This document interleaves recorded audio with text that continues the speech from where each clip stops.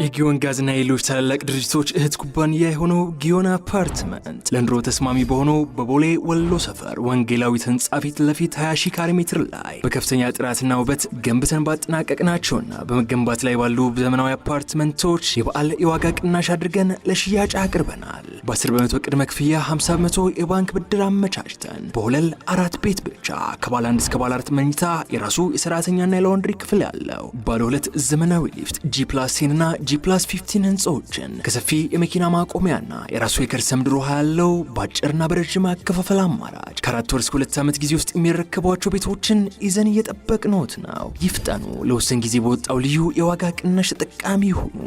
ይህ አዋዜ ልዩ ነው።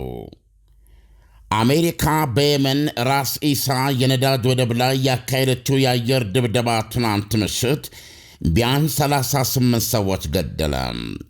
የአሜሪካው ፕሬዝዳንት ዶናልድ ትራምፕ ሁቲዎችን በቀይ ባህር በሚተላለፉ መርከቦች ላይ የሚያደርጉትን ጥቃት እስኪያቆሙ ድረስ በአጥለቅላቂ ኃይል ደበድባለሁ ብለው ከዛቱ ወዲህ የአሁኑ ድብደባ ሰለባዎች ብዛት በከፍተኛ ደረጃ ከሚቆጠሩት መካከል ሆነዋል። በጥቃቱ ከተገደሉት በተጨማሪ 102 ሰዎች ቆስለዋል። የአሜሪካ ማዕከላዊ እዝ ሴንቲኮም በሰጠው መግለጫ ጥቃቶቹ የታለሙት የሁቲዎችን የገንዘብ ምንጭ ለማምከን ነው ብለዋል። ዓላማው አለ ማዕከላዊ እዙ በማኅበራዊ ሚዲያ ገጹ ባወጣው መግለጫ ዓላማው ሁቲዎች በገዛ ሕዝባቸው ላይ ታላቅ ስቃይ ለማምጣት ያስቻላቸውን የኢኮኖሚ ኃይል ምንጭ ለማድቀቅ ነው ብለዋል። አልጀዚራ እንደዘገበው ከሆነ የአሜሪካ የአየር ድብደባ በወደብ አገልግሎቱ ዙሪያ አተኩረው የተለያዩ ስፍራዎችን የመታ ነው። የአልጀዚራ ጋዜጠኛ ከየመን ዋና ከተማ ሰና ሲዘግብ የመጀመሪያዎቹ 4ቱ የአየር ጥቃቶች ሰዎች በሥራ ላይ ሳሉ እየተካሄዱ ነበረ ብሏል። እንደ ዘጋቢው ከሆነ ሠራተኞቹ ጨርሶ ያልጠበቁት ነበረ በጥቃቱ ያለቁት የወደቡ ሠራተኞች ናቸው። ይህ ጥቃት ባደረሰው የሰላማዊ ሰዎች ሞትና ራስ ኢሳ ወደብ ለሀገሪቱ እጅግ ቁልፍ የሆነ ስለነበረ በሀገሪቱ ቁጣ ቀስቅሷል ብለዋል።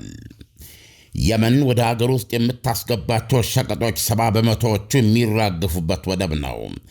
ለሀገሪቱ የሚላኩ 80% እርዳታዎችም የሚገቡት በዚህ ወደብ በኩል ነበረ።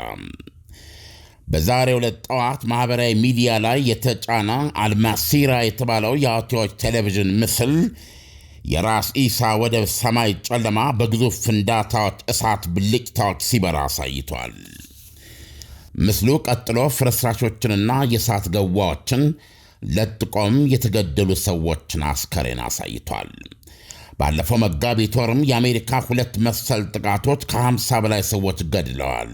የሁቲ ባለሥልጣኖች እንደሚሉት ራስ ኢሳ የነዳጅ ማስተላለፊያ ቧንቧና ወደብ የያዘ ለየመን እጅግ ቁልፍና ሊተካ የማይችል መሠረተ ልማት ነበረ ብሏል የተባበሩት መንግሥታት የልማት ፕሮግራም UNDP በመግለጫው።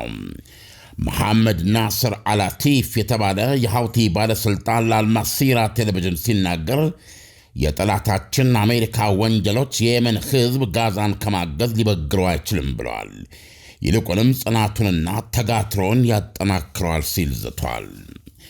ሁቲዎች ቁልፍ የነዳጅ መላኪያና የሽቀጥ ማስገቢያ ወደባቸው በሳት ከጋየና በደርዘኖች የሚቆጠሩ ካለቁ ጥቂት ሰዓታት በኋላ ዛሬ አነጋግ ላይ እስራኤል ላይ መተኮሳቸው ታውቋል። የእስራኤል ጦር ከየመን የተኮሰ 1 ሚሳኤልን አግጀዋለሁ ብለዋል። ሁቲዎች ከፈረንጅ 2023 ኅዳር ወር ጀምሮ እስካሁን ድረስ ከእስራኤል ጋር ግንኙነት አላቸው ባሏቸው መርከቦች ላይ ከ100 በላይ ጥቃቶች ፈጽመዋል። ፕሬዚደንት ዶናልድ ትራምፕ የሰጡት ማስጠንቀቂያ ሁቲዎች ይህን መሰል ጥቃታቸውን እስኪያቆሙ ድረስ ባላቋረጠ ሁኔታ ትደበደባላችሁ የሚል ነው። ከመጋቢት የመጀመሪያ ሳምንት አንስቶ የአሜሪካ የጦር አውሮፕላኖች የአገሪቱን ነዳጅ ማጣሪያዎች፣ አየር ማረፊያዎችና የሚሳኤል ጣቢያዎች ደብድበዋል። አሜሪካ ይህን መሰሉ ጥቃት የተፈለገውን ግብ ከማሳካት አኳያ ውጤት እየታየ ነው ትላለች። የብሔራዊ ደህንነት አማካሪው ማይክ ዋልዝ እንዳሉት በርካታ የሁቲ መሪዎች በእስካሁኑ ጥቃት ተገድለዋል። CNN በሁቲዎች ላይ በመካሄድ ላይ ስላለው ዘመቻ ሂደት ማብራሪያ የተሰጣቸው 3 ሰዎችን ጠቅሶ እንደዘገበው ከሆነ ግን አሜሪካ በሐውቲዎች የተኩስ አቅም ላይ መጠነኛ ጉዳት ብቻ ነው ያደረሰችው። ይህም እስካሁን ድረስ የ3 ሳምንት ዘመቻ ነው ወደ $1 ቢሊዮን አስወጥቷታል። በእስካሁኑ ድብደባ ወደ 80 የሚደርሱ የሐውቲ ወታደራዊ መኮንኖች ሳይገደሉ ባይቀርም ይላሉ ተንታኞች። ቁንጮ የሐውቲ ፖለቲካዊና ወታደራዊ አመራሮች ግን አልተነኩም። እንደዚሁም ሁሉ የተወሰኑ ሚሳኤል መተኮሻ ስፍራዎችም የጥቃት ሰለባ አልሆኑም። የሐውቲዎች ጤና ጥበቃ ሚኒስቴር ባለፈው ሰኞ ባወጣው መግለጫ ሕፃናትና ሴቶችን ጨምሮ ቢያንስ 123 ሰዎች መገደላቸውንና 247 ሰዎች መቁሰላቸውን ገልጿል። አሜሪካ ድብደባውን የጀመረችው መጋቢት 6 ቀን 2017 ነበረ በኢትዮጵያ አቆጣጠር። ጤና ጥበቃ ሚኒስቴሩ ባለፈው ሰኞ የጠቀሰው የሟቾች ቁጥር በትናንት ምሽቱ ድብደባ የሞቱትንና የቆሰሉትን አይጨምርም። ይህ አዋዜ ልዩ ነው። ሰምተዋል?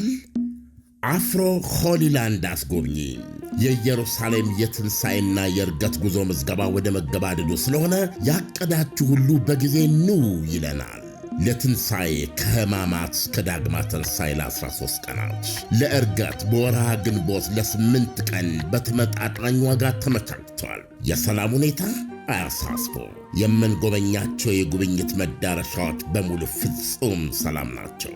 አፍሮ ሆሊላንድ አስጎብኚ ላለፉት 14 ዓመታት ለምርቃትና ለምስጋና እንደሚሠራው አሁንም እኛ ወላጅ ዘመዶቻቸውን በእንክብካቤ እናስጎበኛለን፣ እናስተናግዳለን።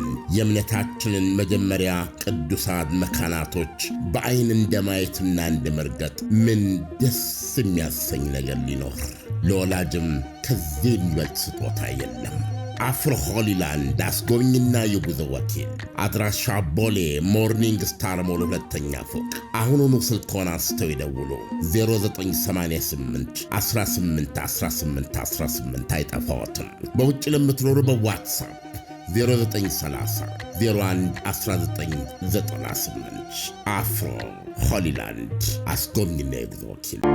የጊዮን ጋዝና የሌሎች ታላላቅ ድርጅቶች እህት ኩባንያ የሆነው ጊዮን አፓርትመንት ለኑሮ ተስማሚ በሆነው በቦሌ ወሎ ሰፈር ወንጌላዊት ሕንፃ ፊት ለፊት 20 ሺህ ካሬ ሜትር ላይ በከፍተኛ ጥራትና ውበት ገንብተን ባጠናቀቅናቸውና በመገንባት ላይ ባሉ ዘመናዊ አፓርትመንቶች የበዓል የዋጋ ቅናሽ አድርገን ለሽያጭ አቅርበናል። በ10 በመቶ ቅድመ ክፍያ 50 በመቶ የባንክ ብድር አመቻችተን በወለል 4 ቤት ብቻ ከባለ 1 እስከ ባለ 4 መኝታ የራሱ የሰራተኛና የላውንድሪ ክፍል ያለው ባለ 2 ዘመናዊ ሊፍት G+10 እና G+15 ህንፃዎችን ከሰፊ የመኪና ማቆሚያና የራሱ የከርሰ ምድር ውሃ ያለው በአጭርና በረጅም አከፋፈል አማራጭ ከ4 ወር እስከ 2 ዓመት ጊዜ ውስጥ የሚረከቧቸው ቤቶችን ይዘን እየጠበቅነዎት ነው። ይፍጠኑ። ለውስን ጊዜ በወጣው ልዩ የዋጋ ቅናሽ ተጠቃሚ ይሁኑ።